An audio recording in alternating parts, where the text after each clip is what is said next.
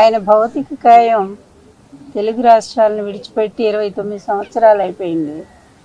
అయినప్పటికీ ఇప్పటికి కూడా నేతాజీ సుభాష్ చంద్రబోస్ ఎలా శాశ్వతంగా ఉండిపోయారో, గాంధీ గారు ఎలా ఉండిపోయారో, అదేవిధంగా అటువంటి మహాత్ములు కోవూరు అంబేద్కర్ ఎలా ఉన్నారో, అదేవిధంగా ఇప్పటికి కూడా తెలుగు వాళ్ళ గుండెల్లో ఒక దైవంలాగా మరి అందరి అభిమానాన్ని చూరగొన్న ఏకైక నేత ఆయన ఎన్టీఆర్ గారు ఒక్కరే అని చెప్పుకోవాలి.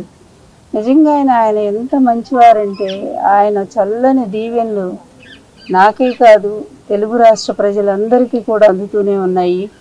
ఆయన ఎప్పుడూ నిస్వార్థ జీవి. ఈ పేద ప్రజలకు న్యాయం చేయాలని మొట్టమొదటిగా అంకురార్పణ చేసిందే ఆయన.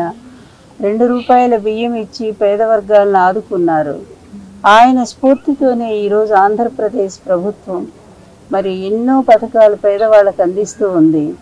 జగన్మోహన్ రెడ్డి గారు ఆయన పేరు ప్రతిష్టం చెయ్యాలి అని చెప్పి జిల్లాకు కూడా ఆయన పేరు పెట్టి ఆయన గౌరవాన్ని కాపాడారు. అదేవిధంగా ఎన్నో పేద వర్గాలను ఆదుకోవటానికి జగన్మోహన్ రెడ్డి గారి ప్రభుత్వం ఎంతో ప్రయత్నం చేస్తూ ఉంది. ఇప్పటికి ఎన్నో చేస్తూ వచ్చింది. ఎందుకంటే ఇదంతా కూడా ఆయన ఆశీస్సులు. మొన్న కలిసినప్పుడు కూడా అదే చెప్పారు ఆయన. అమ్మ పెద్ద ఆయన అంటే నాకు ఎంతో గౌరవం, ఆయన ఆశీస్సులు తప్పనిసరిగా అందరికీ ఉండాలి అని చెప్పడం జరిగింది.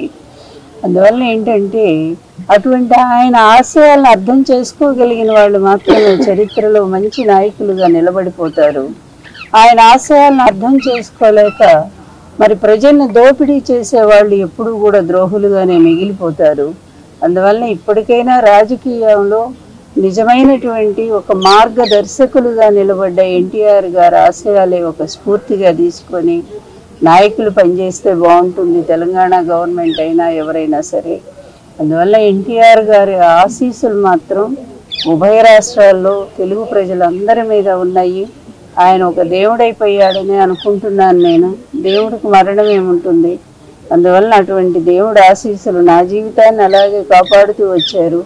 ప్రజల పట్ల కూడా అదే మమకారంతో ఉన్నారు ఆయన. అందువల్ల ఒక దివ్యాత్మగా రూపొందినటువంటి ఎన్టీఆర్ గారి ఆశీస్సులు తెలుగు ప్రజలు ఎక్కడున్నా అందరికి కూడా అందాలని నేను మనస్ఫూర్తిగా కోరుకుంటున్నాను.